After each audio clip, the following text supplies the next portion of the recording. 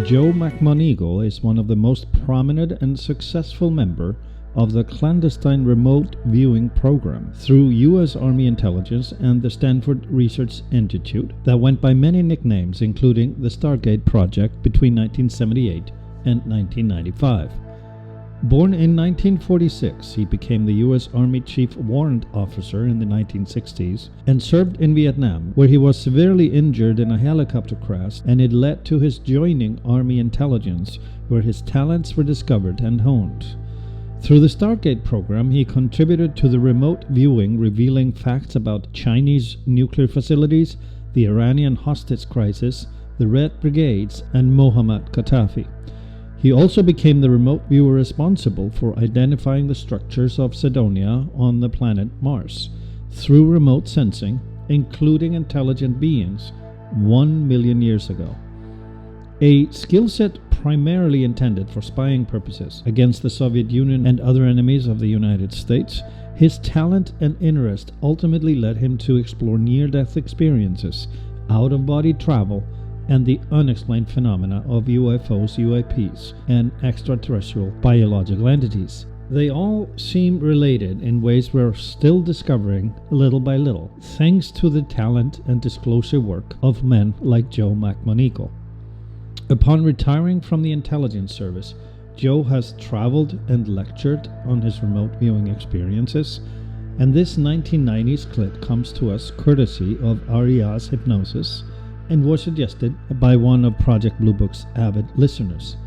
It affords us the privilege of meeting Joe McMoneagle on his own terms as we continue to collect interviews of this caliber for the benefit of search and discovery of truths regarding unexplained phenomena, and for future preservation. Let's listen to Joe McMoneagle. Remote viewer, I don't get to pick and choose my targets. I never did, because I'm blind to them. You know, they just happen. So I'm as mystified by the results of my remote viewing as is anyone else.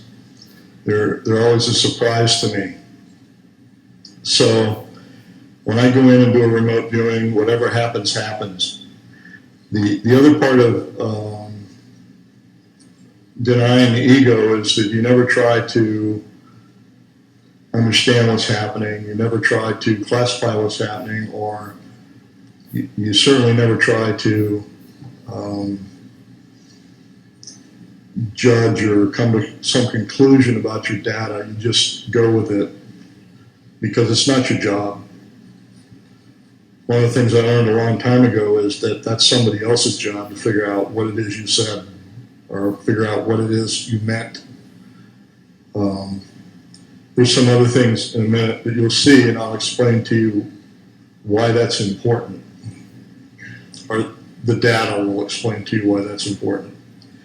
The Clearwater, Missouri, March 27, 1973 UFO sighting occurred in a dam and reservoir area.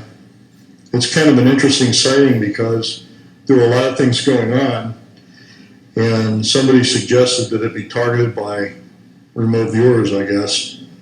I don't know who suggested it or why, but it wound up being one of our training targets. And I don't know who else might have targeted or didn't, but this is my result of that targeting. That's the dam area. The red lines are basically my perceptual area. So imagine, in a remote viewing sense, me standing on the dam, and that would be my view as a remote viewer, looking away from the dam. And my first perception was an object moving that way, a light, big light, about the size of a small aircraft carrier. My second perception was a whole bunch of lights arriving and then imploding, not exploding, but imploding. 4 of them arrived on a mountaintop and then imploded. I was very specific about that. So I had a sense that they just kind of arrived together and imploded. Very strange. Next perception was another aircraft carrier went by from right to left. big, bright, white aircraft carrier, size light. Third impression was the arrival of two big circular lights that came together in the form of a figure eight and kind of wobbled there, doing a dance. And at that point, my monitor suggested that I join it. That sounded like a pretty good idea. I said, okay, lights are kind of interesting. I think I'll just kind of slip on out there and see what the light's all about. At which point I had an out of body. It's just like being snapped right on my body. Bang. And I found myself sitting in a white cube.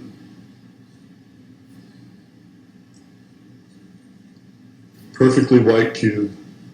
Opaque, very bright, with no windows or doors. Just a pure white cube. And no way to get out. And no way of knowing how I got in. So I started looking for a seam or a door or a window, and couldn't seem to find one. So I thought, oh, time to go back to my body now. And nothing happened. Oops. Started getting nervous. Being basically very curious, I kept looking and started getting more nervous, at which time a apparition of my father beamed in, like in Star Trek, beamed in. Problem is my father had been dead about 2 years, and he in a very gruff voice pointed his hand over my shoulder. Leave, you don't belong here. And I went, nice try. Whoever you are, it is not going to work. Because my dad's never raised his voice to me. My mother did, but not my dad. And my dad looked very confused for a moment and then beamed out. And I started looking a lot harder for the seam. And then these two light beings appeared, or one light being appeared. It looked very humanoid in shape. It had no face, just a light outline. And it folded into two of itself. And my perception was it was arguing with itself. And that really made me feel uncomfortable. And it raised an appendage, and a light beam shot out of its appendage and hit me in the chest. And I felt a moment of panic. And then I said, I got angry. And I said, get out of here. I'm tired of this. And it argued some more and winked out. And I started hammering on the side of this box, this cube. And then stood there thinking, this is too bizarre. And then I had a sense that something reached inside my chest and started feeling around. Messing around inside my chest. And you know when you strum a guitar string with your nail? Well, something found a nerve inside me and strummed it, and I was instantly, violently ill, like I was going to projectile vomit. That's when I sat bolt upright in my body and collided heads with my monitor. And we're both running around a remote viewing room holding our heads. And we terminated a remote viewing session because we didn't know what was going on.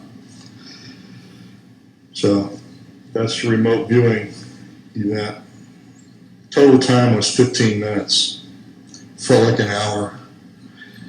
And I had a clue what was going on at that particular remote viewing site. I do know that was definitely multidimensional. It was not what I call a classic UFO event. In May of 1984 at the Monroe Institute, I had been training with Bob for almost 14 months learning to control my out-of-body experiences. I had had spontaneous out-of-bodies for many years, and Bob had been training with me in his lab at the last year of my time at the project, Stargate Project, to teach me to control my out-of-bodies.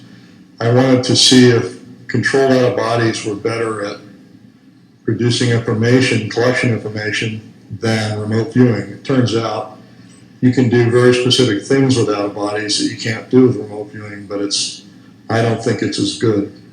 If you want to know how the trigger mechanism works on a Chinese nuclear weapon, out-of-body's better, because you can go to the Chinese nuclear weapon, put your face in it, look around, do detailed drawing. But if you want to know where all the parts from the weapon came from, remote viewing's better, because all the parts are intricately linked together, data-wise. So things are different for how you want to do things. In any event, during that period, my training officer, Skip Atwater, would come in from the project and test me to see whether or not my remote viewing was getting any better. And one of his tests that he brought, one of the training tests that he brought, was a target that I didn't know anything about. Normally I did mundane targets like quasi-military targets.